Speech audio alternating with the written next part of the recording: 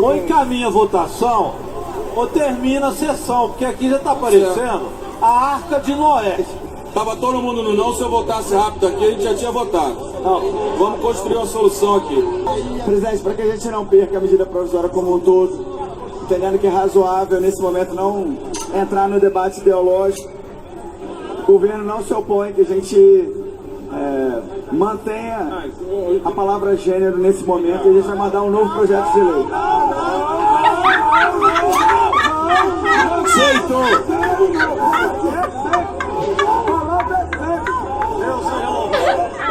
Meu Deus do céu! É gênero sim, presidente! Presidente, libera a bancada e vamos à votação!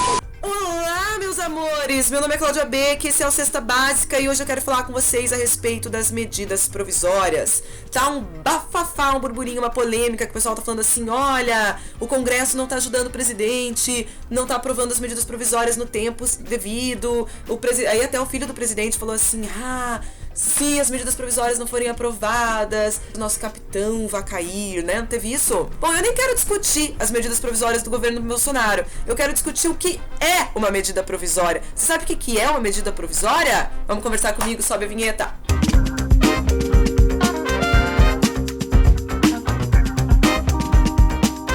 Bom, tradicionalmente, no direito constitucional, nós temos a separação de poderes. Então, como é que funciona? O poder legislativo cria normas, proibindo, permitindo, etc.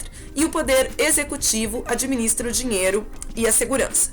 Basicamente, são as funções típicas de cada um dos poderes.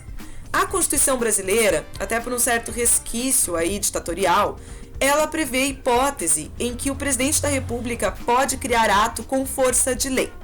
Então, tá lá no artigo 62, a Constituição diz assim, havendo urgência e relevância, o presidente da República pode editar um ato que tem força de lei e que tem efeitos imediatos. Pá! Então, o que acontece? Se eu sou o presidente da República, vamos pensar lá, eu sou o Bolsonaro, eu quero reduzir o número de ministérios, eu quero modificar o órgão que faz a demarcação das terras indígenas, eu teria que fazer isso por lei. Tá? Então eu teria que propor isso no Congresso, o Congresso iria analisar, passa na Câmara, passa no Senado, é a favor, é contra, modifica, tal. Ou eu posso olhar o artigo 62 e editar uma medida provisória. E a partir do momento que eu editei a medida provisória, ela já vai ter efeitos e já vai começar, né, a ter sua vigência, as pessoas cumprirem, etc. Se você fosse o presidente, você ia fazer o quê? Você ia usar a medida provisória. Eu ia usar a medida provisória. Por quê? Porque, óbvio, é muito mais rápido, é muito mais ágil, não dependo do parlamento, faria a medida provisória. Não é privilégio do Bolsonaro. Todo mundo usou muito a medida provisória no pós-88. Acho que o presidente que usou menos medida provisória foi o Fernando Henrique Cardoso, e ele usou pelo menos uma medida provisória a cada 11 dias. Então você tem a noção da quantidade de medidas provisórias que os presidentes brasileiros, né, impõem.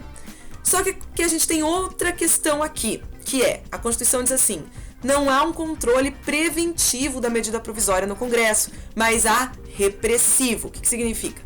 Significa assim, a medida provisória precisa ser votada, depois que ela foi editada, ela tem que ser aprovada no Congresso Nacional em 60 dias, prorrogáveis por mais 60. Se não for aprovada, ela perde os seus efeitos. É por isso que gera aquela correria desesperada. É por isso que o presidente começa a cobrar. Pô, o Congresso Nacional tem que pôr minha medida provisória em pauta, o Congresso Nacional tem que votar minha medida provisória. Porque se não vota em 120 dias, ela perde os efeitos. E aí tem que regulamentar como que vão ficar aquelas coisas que foram constituídas durante aqueles 120 dias, né? E o presidente perde a medida que ele precisava. Então eles começam a pressionar o Congresso a votar. E o Benítez até pode colocar, tem umas imagens, acho que foi da medida provisória dos portos, da época da Dilma, que a gente tem imagens maravilhosas de parlamentares dormindo, roncando na sessão, porque tinha que aprovar aquele dia, tinha que ter quórum, tinha que aprovar aquele dia, sob pena de perder os efeitos. A grande questão da medida provisória também é que ela causa um certo desconforto para o próprio legislativo, porque a Constituição diz que se até 45 dias da edição da medida ela não tiver sido aprovada, trava a pauta.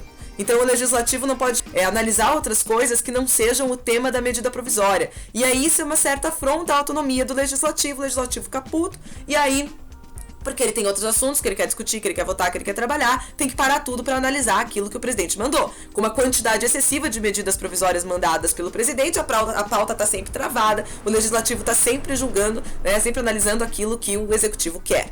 Então isso também causa um desconforto.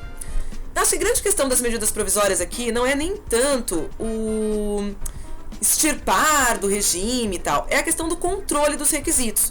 Se vocês forem analisar, já foi feito cada coisa por medida provisória, gente. O Collor, ele travou a poupança por medida provisória. A Dilma aprovou mais médicos por medida provisória. O Temer fez a reforma do ensino médio por medida provisória.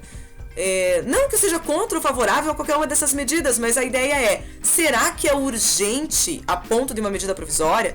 Será que é relevante a ponto de uma medida provisória? Esses requisitos que a Constituição impõe para a medida provisória deveriam ser mais levados a sério, deveriam ser levados mais a sério. E deveriam ser melhor controlados pelo parlamento e pelo judiciário. E o executivo também deveria ter mais consciência no momento em que ele se utiliza desse mecanismo, que é um mecanismo autoritário, né? Então hoje eu queria conversar com vocês sobre as medidas provisórias.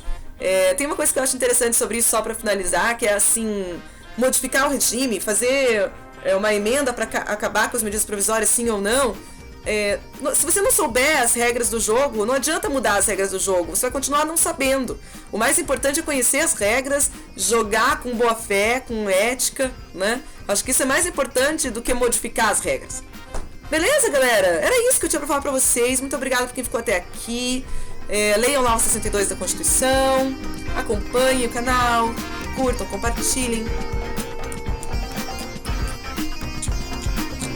Adeus!